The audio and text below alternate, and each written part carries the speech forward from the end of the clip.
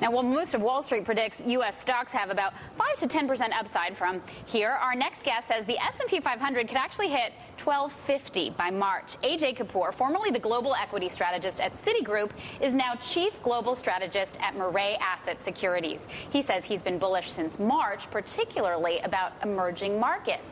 He also has an interesting theory that makes reference to Demi-Ashton. I didn't make this up. It's all you. But before we even talk about that, thanks for being with us. And I want to hear why you're so bullish. I mean, you think people who are seeing a 5 to 10% recovery are wimpish.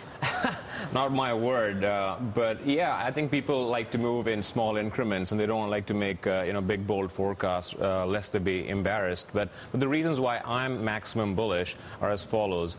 We've got obviously a very strong liquidity environment around the world with all central banks pumping and easing. I don't think that's going to change for really the next many quarters. Number two, the tape or the internal technicals of the market are very, very strong, especially in Asia and even in Japan, and now increasingly in Europe and the U.S. And you don't want to fight the Fed, and you don't want to fight the tape at the same time.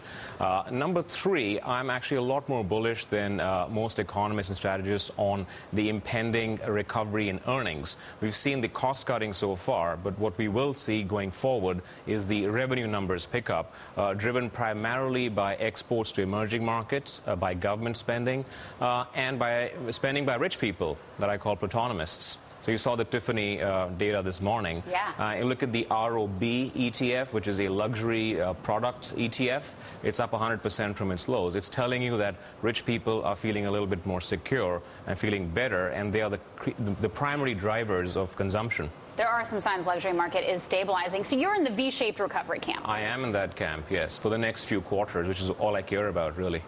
Okay, let's talk about the fun stuff. The very creatively named Demi-Ashton ratio. Explain this to us. It's basically about middle-aged people versus young people. That's why you call them that. That's right. I was looking at what is a driver in the long term for equity markets, and there's some academic research on this, which is pretty turgid and boring, so I had to spice it up a little bit. But the central idea really is that people in their 40s have a rising wealth portfolio. They've got some surplus cash, and they're quite happy to take risk with that cash because they're worried about their impending retirement.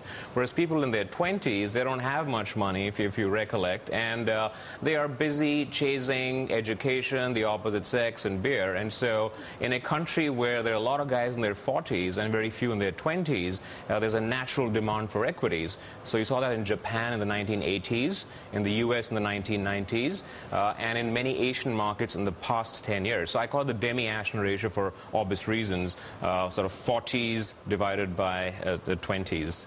So which countries, in your opinion, have the worst demographics versus value ratio? Which are the worst? Yeah. Well, I think since 2000, the U.S., Canada, and parts of Western Europe have seen the Demi-Ashton ratios decline, and it's no shock that their markets also peaked out in real terms right about then. And the bad news is that these countries remain in secular bear markets till about 2015, which is when their Demi-Ashton ratios stabilized. So while I'm a very strong cyclical bull, I still believe that these countries are in secular bear markets till about 2015 or so. And you talked about Japan being one of the best examples to look for. What else? You're really bullish on emerging markets. Yeah, I like emerging markets, but what surprised and shocked me is that the best demographic stories are really not in Asia, except for Indonesia, but in Russia and in Eastern Europe and large parts of Latin America. And so I think that's where one should focus on, especially if you're a bank or a financial institution in those countries.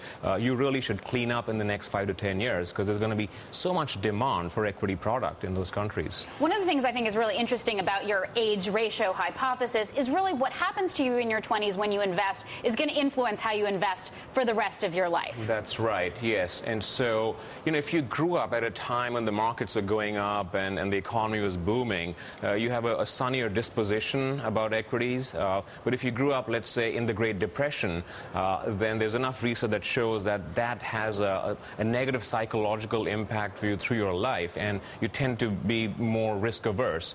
And so your cohort or what happened to you when you were growing up has a long-term impact on your spending habits. Yeah, I know a lot of young people who the past couple of years have certainly impacted the way they're going to invest from now on. We also want to hear more about your financial picks because you talked about the luxury market stabilizing, Tiffany, today. So what else do you think we should look out for? In terms of the financial stocks? Yeah, financial stocks. Well, I think financials are obviously leaders in this rally, and one of the reasons is that the mark-to-market is actually going to get higher because the markets are stabilizing, so it's almost a reflexive virtuous cycle. The yield curve is very steep, so it's a free gift from us depositors to shareholders of banks. And I think the economies are now stabilizing to, I think, growing pretty rapidly in the next 3 quarters, and that also helps their net interest margins. Okay, well, thank you for giving us a very fun hypothesis to work with Ajay Kapur from Mirae Asset Securities. I really appreciate it.